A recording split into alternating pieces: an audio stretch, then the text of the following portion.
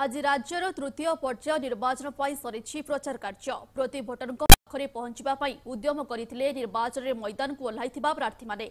यार भितर चिलिका विधानसभा निर्वाचन मंडल में बीजेडी विधायक प्रार्थी पृथ्वीराज हरिचंदन गंधारीमुंडा पंचायत में साही को साही बुली प्रचार करते। प्रचार अवसर में बीजेपी विधायक प्रार्थी पृथ्वीराज कहते जे एही पंचायत में अनेक समस्या रही एवं एही समस्यार समाधान पाई मध्य प्रतिश्रुति देछंती। सेपटे चिलिका विधानसभा निर्वाचन मंडल में बीजेपी वरिष्ठ नेता माने पहुंची बैठक करथिले। लोकों को मूड को भी देखिथिबे।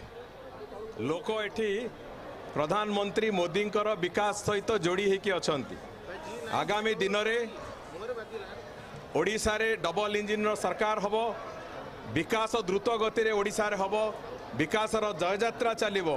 सेतिपई आमर चिलिका अंचल लोक माने समस्ते जेते गुरुजन हुंतु भाई भौणी हुंतु माँ माने हुंतु समस्ते ए अपेक्षा रखिचंती जे एठी केबे विकास जययात्रा पुणी थरे आरंभ हबो नरेंद्र मोदी नेतृत्व रे।